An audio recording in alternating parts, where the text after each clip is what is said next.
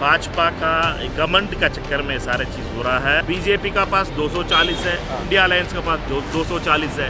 बचा हुआ सारे पार्टी संविधान का साथ कौन है ये देखना। अच्छी परंपरा ये रहती कि लोकसभा निर्विरोध सर्वसम्मति से अध्यक्ष चुनता और स्पीकर वैसे भी किसी सत्तारूढ़ पार्टी या विपक्ष का नहीं होता है, वो पूरे सदन का होता है। क्या वजह है? क्या सुरेश जी की सामाजिक पृष्ठभूमि, जातिगत पृष्ठभूमि से आपको परेशानी है? आप एक प्रोफेशनल ब्लैकमेलर की तरह चाहते हैं कि जब हम अध्यक्ष पद की घोषणा करें तो उपाध्यक्ष का भी हम वादा कर दें, डिप्टी स्पीकर का भी वादा कर दें। जो हिंदुस्तान के इतिहास में 72 सालों में नहीं हुआ, जिस परंपरा और आपसी सौहार्द की मिसालें पेश की जाती थी, वो 18वीं लोकसभा आते आते धराशायी हो गई हैं। स्पीकर पद के लिए एनडीए की तरफ से एक बार फिर ओम बिरला का चेहरा सामने आया तो डिप्टी स्पीकर की जिद पे अड़े विपक्ष ने भी के सुरेश के रूप में स्पीकर के लिए उम्मीदवार उतार दिया। ये वही के सुरेश हैं जो 18वीं लोकसभा में सबसे वरिष्ठ हैं, 8वीं बार के सांसद हैं और इंडिया गठबंधन जिन्हें प्रोटेम स्पीकर बनाने की मांग पर अड़ा हुआ था।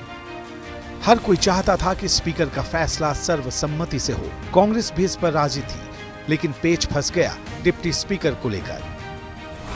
राजनाथ सिंह ने मल्लिकार्जुन खड़गे को 3 बार फोन भी किया, एनडीए के स्पीकर उम्मीदवार को समर्थन देने की अपील की। खड़गे राजी भी हो गए, लेकिन साथ में शर्त रख दी कि डिप्टी स्पीकर का पद विपक्ष को दिया जाए।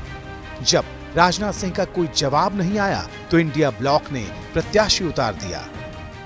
राजनाथ सिंह जी का खड़गे जी को फोन आया, खड़गे जी से कहा आप हमारे स्पीकर को सपोर्ट कीजिए। पूरे ऑपोजिशन ने कहा है कि हम स्पीकर को सपोर्ट करेंगे कि डिप्टी स्पीकर ऑपोजिशन को मिलना चाहिए जी। राजनाथ सिंह जी ने कल शाम कहा था कि वो खड़गे जी को कॉल रिटर्न करेंगे। अभी तक राजनाथ सिंह जी ने खड़गे जी का कॉल रिटर्न नहीं किया। खड़गे जी का प्रश्न है, एक सीनियर लीडर है, मैं उनका सम्मान करता हूं। कल से लेकर आज तक उनसे 3 बार हमारी बात हुई। स्पीकर के पेच को सुलझाने की कोशिश आखिरी वक्त तक की गई। कांग्रेस के महासचिव केसी वेणुगोपाल ने टीआर बालू के साथ राजनाथ सिंह से मुलाकात की, लेकिन बात नहीं बन पाई।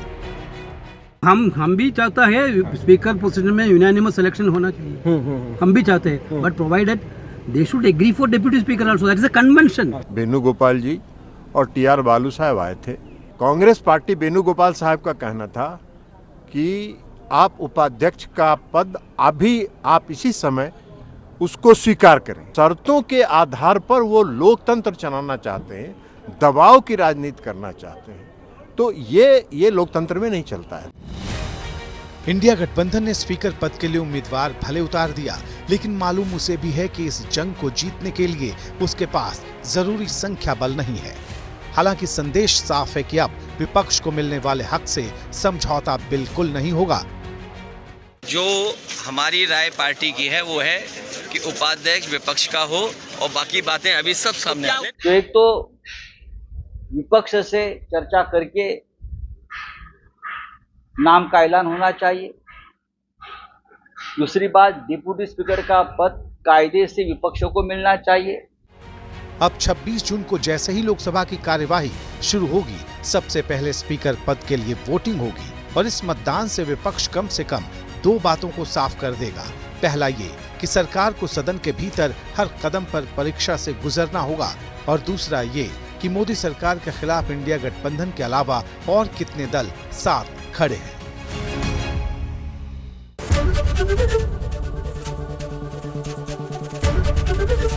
एबीपी गंगा, खबर आपकी, जुबान आपकी।